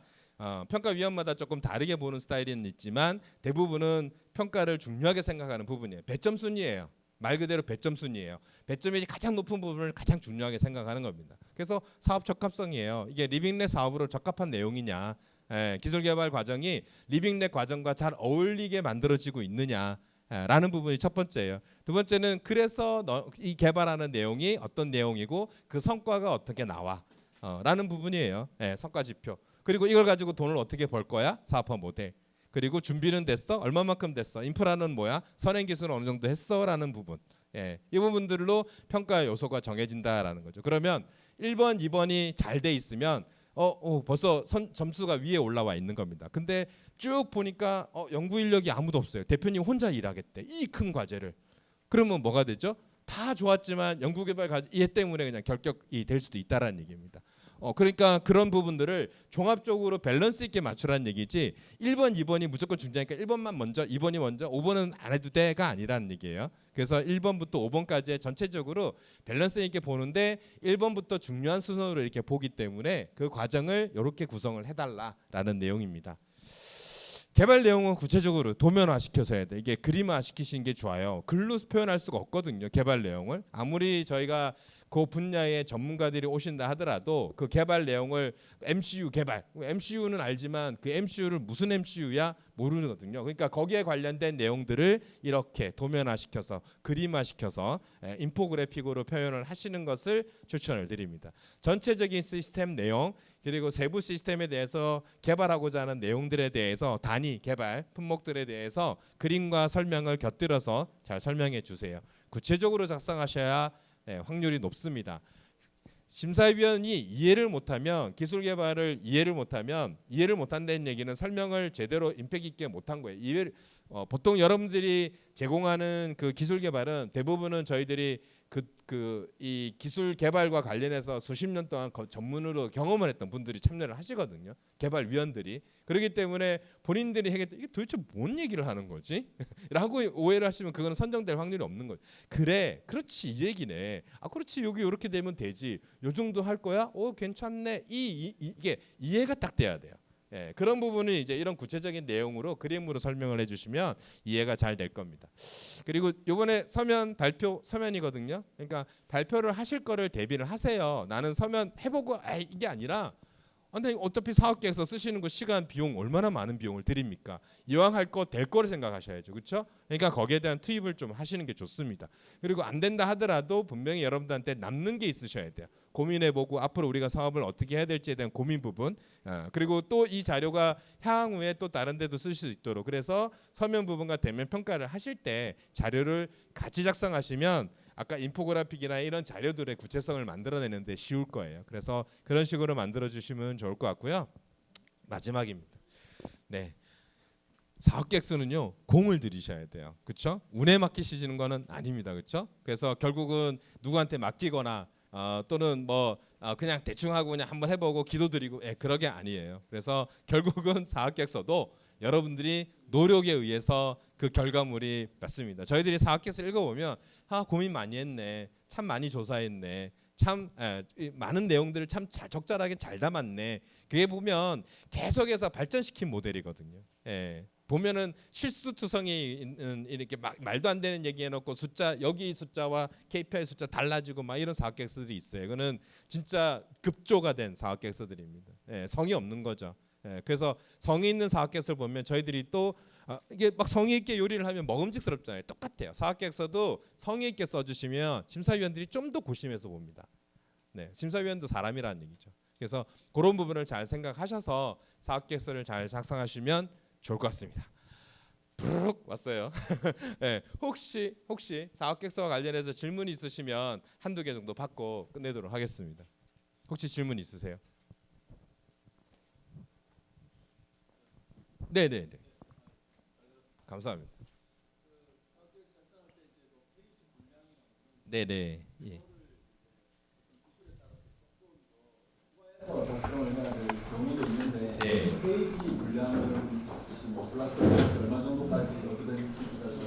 네. 아무래도 페이지 분량을 맞추시는 게 제일 좋으시고요. 페이지가 만약에 넘어가시면요, 똑같은 점수를 받으시면 감점 상황이 되실 수가 있어요. 그래서 그 부분은 많이 쓴다고 해서 요즘은 좋지 않습니다. 어쨌거나 사업계획서를 볼 때 심사위원들도 많이 쓴다고 해서 볼 수가 없어요. 그래서 20페이지 내외에서 잘 쓰시는 게 그걸 좋습니다. 근데 또 이런 분들 계세요. 20페이지를 쓰라고 하면 폰트를 막 줄여놓으세요. 보이지 않게. 그것도 되게 안 좋으세요. 가독성이 떨어지면 저희가 볼 수가 없고요. 우리가 심사를 할 때 대부분 IS에서 심사를 할 때는 컴퓨터에 올라가서 봅니다. PD 파일 올라가는 걸 보거든요. 그래서 그 가독성이 떨어지면 되게 힘들어요. 잘 안 보여. 확대해서 보는데 안 보여요. 그래서 그런 부분을 감안해서 페이지를 적절하게 잘 맞추시는 거가 첫 번째. 만약에 넘어가야 된다고 한다면 추천을 안 드립니다. 근데 뭐 말씀드린 어펜딕스식으로 해서 드롭식으로 해서 첨부 파일을 한두 개 정도는 넣어주시는 건 좋습니다. 근데 굳이 그런 걸 안 쓰시는 걸 더 추천드립니다. 감사합니다. 네. 또 다른 질문 혹시 있으세요? 네. 네, 설명 감사드리고 보통 R&D 저희가 연구 개발을 할 때 그 저희가 만들고자 하는 제품의 기능이나 서비스를 목표를 설정해 가지고 그 목표에서 차례대로 이제 전체 연구 개발 계획서를 쭉 만들어 나가는데 상위부터 해 가지고요. 네네. 근데 요거 같은 경우에는 리빙 랩이 들어가야 되잖아요. 네네. 그러니까 연구 목표를 잡을 때 그게 어느 정도 변화될 수도 있고 네. 나중에 실제 선정된 이후에 목표가 사용자 패널에 의해서 변경될 수가 있는데 네. 그 목표 설정을 네. 잡을 때 어떤 다른 팁이 있는가 좀 그런 게 있으면 좀 설명. 네. 중요하신 부분이기도 합니다. 사실은 이제 KPI는 기술성과 관련이 있어요. 어떤 기술을 적용했고 그 기술의 결과물이 결국 목표치로 검증이 되는 거거든요. 그래서 전문기관에 들어갈 때는 사실은 기술성이라는 게 분명한데 우리 리빙랩 과정에서는 그런 기술성이 좀 낮은 성이잖아요. 그러니까 목표치가 중요한 게 아니라 그 목표치가 필요성하고 얼마만큼 연계성이 있느냐가 설명이 잘 돼야 돼요. 내가 이걸 목표를 잡았다. 예를 들어서 이게 가격을 잡았잖아요. 그럼 가격이 소비자가 왜 가격을 중요하게 생각하는지에 대한 얘기가 필요성에서 끌고 오셔야 되는 거예요. 그러니까 지표에서 필요성하고의 연계성이 제일 중요한 게 리빙랩. 자, 이게 됐으면 그 다음에 저희가 자문을 이제 할 겁니다. 그래서 전문기관에 갈 때는 그 가격을 어느 게 적정한지에 대한 성능 지표, 그러니까 이제 정량화죠. 정량화 시키는 거는 가이드를 하면서 맞춤화해서 가실 거예요. 그거는 이제 시장의 어떤 보편적인 가격 수준, 뭐 기술 수준 이런 것들을 봐서 적정하게 이제 선정할 수 있도록 가이드를 드리는 겁니다. 네, 그래서 우선은 첫 번째 소비자 시장에서 진짜 필요한 어떤 성능이나 기능 이 부분들을 내가 여기에 목표치에 거기에 정확하게 매칭이 되는 거에 대한 설명, 네, 그거를 잘 설정하시는 것이 첫 번째입니다. 네, 질문 감사합니다. 네, 네. 그러면 네, 질문 더 이상 질문이 없으신 관계 여기서 저는 마치도록 하겠습니다. 네, 좋은 결과 있으시길 기다리겠습니다. 감사합니다. 감사합니다. 예, 좋은 강의 해주신 저희 주식회사 메라클 이동규 대표님께 다시 한번 더 감사 인사 부탁드립니다. 예, 그리고 저희 운영 기관에서 추가로 좀 공지 드릴 내용이 있어서 정행 실장님 모시고 듣겠습니다. 네, 저기 유튜브로 생방송을 하고 있는 중이었고 유튜브를 하고 있는데 질의 부분에 있어서 저희가 확인을 좀 해보니까 확인할 부분이 있습니다. 이게 공고문 7페이지에 보면 신청 자격이 있는데 아까 주간 연구개발기관이 중소기업이라고 했고 그 공동연구개발기관에 중소기업과 뭐 대학 연구소가 된다고 했는데요. 지금 현재 저희 공고문에는 공동연구개발기관도 중소기업만 됩니다. 네, 그러면 대신에 그러면 연구소나 그다음에 연구소나 대학은 공동 연구기관으로는 참여할 수 없고 그 과제 안에 위탁 연구기관이 있을 수 있습니다. 그러니까 이제 중소기업이 그 대학이나 뭐 연구소에 뭐 평가라 이제 그 시험이라든지 이런 부분들에 대해서 위탁을 줄 수가 있거든요. 그러니까 이 과제가 아이리스의 중소기업을 대상으로 하는 과제다 보니까 주관하고 공동은 모두 중소기업만 가능합니다. 대신에 연구소나 대학을 과제에 참여를 시키는 방법은 위탁연구개발기관으로 참여를 해서 위탁연구개발기관은 아이리스 등록할 필요 없거든요. 과제 계획서에 들어가고 그 위탁 결과에 대한 부분을 평가를 하는 거기 때문에 그런 형태로 돼 있다는 부분은 참고로 또 한 번 더 말씀드리겠습니다. 그리고 R&D 과제 계획서는 20페이지 내외가 아니고요. 20페이지 내입니다. 20페이지가 넘어가면은 안 되게 돼 있습니다. 지금은 중소기업들은 과도하게 R&D 계획서를 쓰는 데 대해서 계획서 작성에 오버로드를 주는 게 안 된다고 해서 20페이지 내로만 됩니다. 내외는 안 된다. 말씀 다시 한번 강조드리겠습니다. 네, 이상입니다. 예, 오늘 강의하신 내용도 그렇고 저희 사업에 대한 개요나 과제에 대해서 추가로 질문사항이 있으시면 이번 사업 설명회를 끝나고 나서도 저희 바깥에서 지금 이 답변을 드릴 테니까 그렇게 활용을 해주시면 될 것 같습니다. 지금 1시간 반 정도 지금 사업 설명회를 진행을 했는데요. 긴 시간 참여해 주셔서 감사드리고요. 사업 설명회는 이상으로 마치도록 하겠습니다. 감사합니다.